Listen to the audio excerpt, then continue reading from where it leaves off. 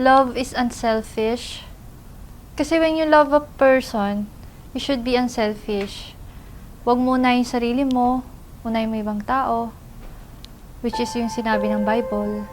Kailangan mo maging unselfish, tanggalin mo yung pride mo. Para sa akin yun yung love.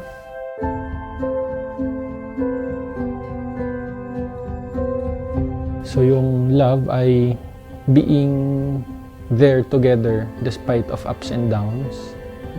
Yung pagstay niya sa isa't isa hanggang sa huling hininga.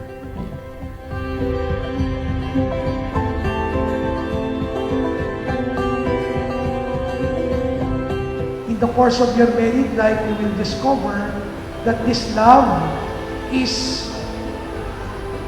not selfish love, that this love is self-sacrificial love.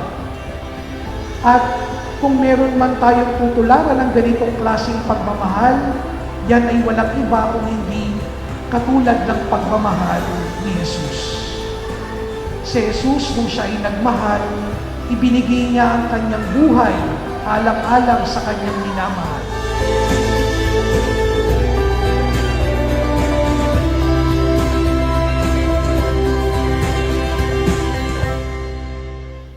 It's been 7 years since we've met.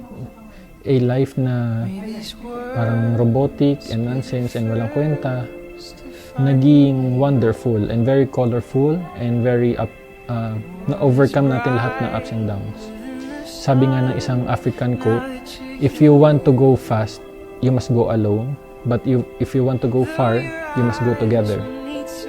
Binigay ikaw ni Lord sa akin and sa buong family namin. Ayun, nung dumating ka, kumbaga, lumaban tayong dalawa sa lahat ng paraan. And yun nga, marami pa tayong papasuking adventure. And of course, paglingkuran at i-praise ang ating Panginoong Diyos. I'm excited to partner with my besh hanggang sa huling hininga. I will give my 1,000% sa iyo at sa ating lahat. Let's do this and create our own successful life story.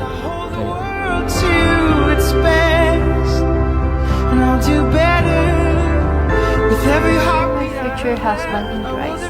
I longed and prayed for this to happen. I hardly prayed for this, and God made it happen. I also prayed for a man that is someone like you, a selfless person, a loving father, and a husband. I know we've been through a lot and imperfect in many ways. But in the midst of understandings, I know at the end of the day, love will prevail.